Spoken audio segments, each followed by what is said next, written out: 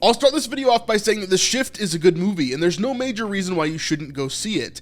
However, there is a large elephant in the room when it comes to this movie. As I stated in a previous video, I obviously encouraged you to go and watch The Shift. I did a deal with Angel Studios in order for me to talk about the movie and to encourage you guys to go watch it in theaters. I really enjoyed the movie, and I think overall it's a very well done movie, and I have no problem with this. However, there is one thing that I really wanted to talk about in this video because I do think it bleeds its way into the movie quite a bit. And even though we're talking about The Shift in this video, I think it's prudent for us to begin this conversation by talking about The Chosen and the history of some of these other Angel Studios projects. Now, Dallas Jenkins is the creator and writer of The Chosen, and for several years, he's been accused of being Mormon.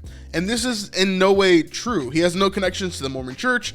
He's never practiced Mormonism. He's never been in that world at all. The only connections that he's really had are the LDS friends or co-workers that he has around him. So as a channel that talks about The Chosen quite a bit, we had to have these conversations all the time, letting people know that Dallas isn't a Mormon and that he is a Christian. He's an evangelical Christian that believes in the core fundamental beliefs of Christianity. The fact is that when you're creating a show about the life of Christ, it's really important to the audience what your beliefs are. It's really important to them how you see God, how you see Jesus, and that's just the fact of it. They want to know what you believe so they know how to approach a certain project. Now, with The Shift, it's a little bit different. If you didn't know, the creator, director, and writer of The Shift is a guy named Brock Heasley. I've met him several times and he's great. He's an amazing guy and he's done an amazing job with The Shift. I have no problems with Brock whatsoever. However, Brock is a professing member of the LDS church. And this isn't something that he's trying to hide either. It shows right here on his website when he did his mission for the LDS church, so obviously he's a member. Now, I'm not one to attack a creator just because of their beliefs. If they create something that's valuable, then that's amazing and great, and I'm gonna partake in that. For example, Rob Bell. When I was growing up, I remember seeing amazing videos from him, and they really helped my faith. However, later on in life, he really went off the rails and did some crazy stuff. So separating Brock from The Shift, I wanna look at just The Shift, not what Brock believes or his life or anything else. I wanna look at The Shift itself and see if any of those ideals are put into this movie. But first, why am I making this video in the first place? There is a lot that I disagree with when it comes to the Mormon beliefs, but that's not why I'm making this video. You won't ever see that on this channel. But when it comes to Christian media specifically, I think it's really important for us to look at Christian media and have a really true keen eye about what's in it. Because I think the gap in between LDS and Christianity is just way too large. And when you start to put that into a project, especially a creative project like this, you're gonna have your own biases. You're gonna have your own understandings baked into the film no matter what. And again, this does not mean that you should not go and watch The Shift in theaters. I think it's a great movie and that there's a lot to be gained from it overall. However, I have to talk about this. I don't have a choice because truth is truth and truth is true. And before we get into the meat of this video, this is your spoiler warning in case you do want to go watch the movie, that we're going to be talking about the end of the movie and the climax of the movie here. So to give some context, this movie is supposed to be a version of the story of Job, loosely based on it.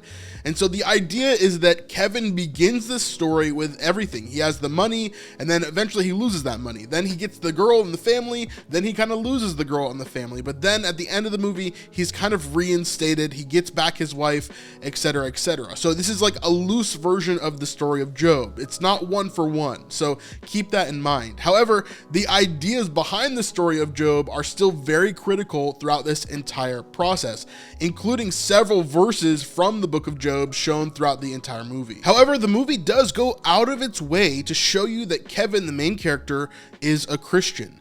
Not only does Kevin talk about God and an understanding of heaven and these different things kind of going on, but they also show certain things like church steeples with crosses on them, which is certainly a Christian church and not an LDS church, as they don't use that as a representation of who they are. So we're getting the impression that we're working under Christian rules here, Christian understanding of how things work.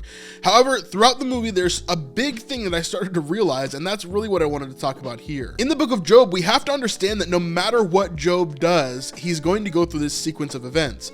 That Satan is going to test him and tempt him and put him in these situations, take away his health and his family and his wealth, and put him into the position that he's in. And God says, no matter what, he will not deny me. I promise you that. So far, so good when we look at that through the lens of the shift. Kevin goes through all of these hardships, loses everything, but he's still obedient and faithful to God, even when his friends are telling him not to be. However, here's where things start to split off for me, and I begin to see some of those Mormon influences coming into place, and that is Kevin's actions throughout the entire movie. And just to give you an idea of where I'm coming from, I saw this movie several months ago in a pre-finalized stage. They actually allowed us to watch it in theaters and sit in the theater afterwards to give feedback as to what we would want to see in the future.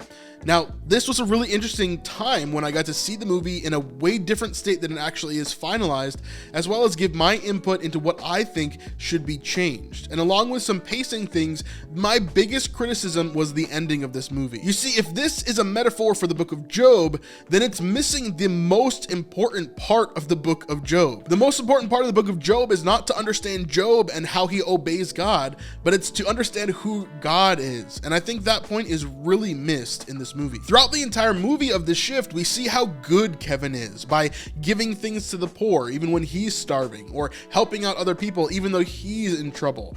And so we begin to see this repetition kind of take place, as it's more about the actions that he takes rather than the God who is providing for him or allowing him to stay alive in the first place. We see little versions of this throughout the entire movie, but then in the climax of the movie at the theater scene with Tina and the benefactor, this becomes even more evident to me, and this was one of my biggest feedbacks when I went to see the movie early on. Let's look at the climax of the book of Job and see how it compares to this scene here. In Job chapter 29, he says this: "How I long for the months gone by, for the days when God watched over me, when his lamp shone on my head, and by his light I walked through darkness. Oh, for the days when I was in my prime, when God's intimate friendship blessed my house, and when the Almighty was still with me, and my children were around me." He continues on for a long time, talking about this life that he had before, and how he's sad that it was taken away from him. But then in chapter 38, we see as God replies to Job in his weariness and for his cries of help. "Who is it that obscures my plans with words without knowledge? Brace yourself like a man. I will question you, and you will answer me. Where were you when I laid the earth's foundations? Tell me if you understand. Who marked off its dimensions? Surely you know. Who stretched a measuring line across it? On what were its footings set? Or who laid its cornerstone?" And this goes on for several chapters as God explains who he is and how powerful he is, and how Job knows nothing. Job doesn't have the information that he needs to understand the situation, even in the slightest. However, this contrasts very highly with the ending of The Shift. As we've seen Kevin doing all of these good deeds throughout the movie, he finally comes to the conclusion at the end of the movie that it's by his good deed of saving Tina that he is finally able to be freed. It's not that he really cares about what happens to him, but it's the fact in the movie that because of his actions, he created a good outcome for himself. And from my perspective, this comes down to a fundamental belief of Mormon understanding and how they interact with grace. In their book of 2 Nephi 25:23, it says this: "For we know that it is by grace that we are saved, after all we can do." And this is in great contrast to where this originally comes from in the book of Ephesians chapter 2. "For it is by grace you have been saved through faith, and this is not from yourselves.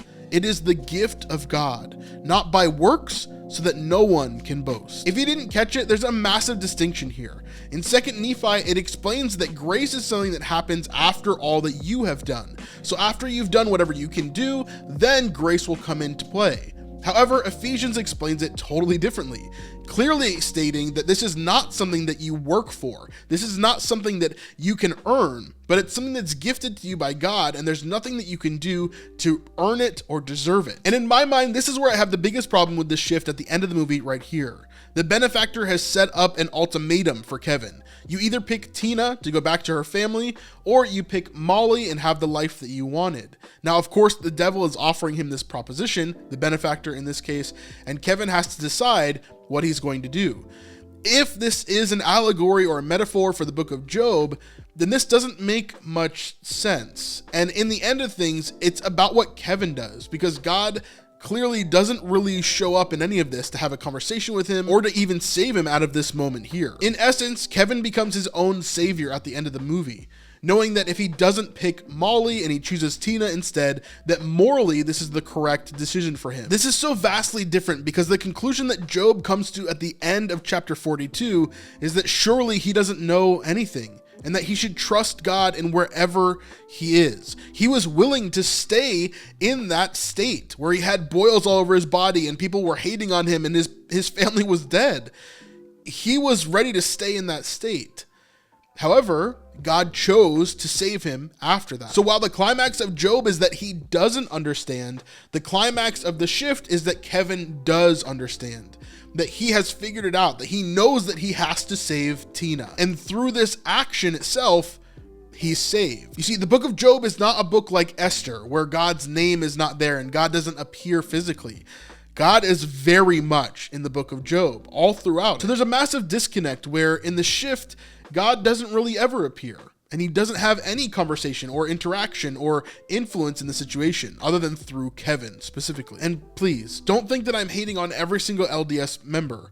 We just have differing beliefs. And just as you would believe that I'm not a true member of the church, there are things that I disagree with when it comes to your beliefs as well. And I think that those sneaking into Christian media, it's a bad thing.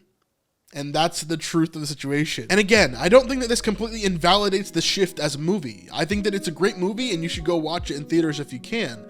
However, I do want to know if you saw the same things that I saw in this. I'd love to know your thoughts in the comments down below. And if you want to check out another video, go ahead and check out this one right here. Anyway, we'll see you on the next one. Peace.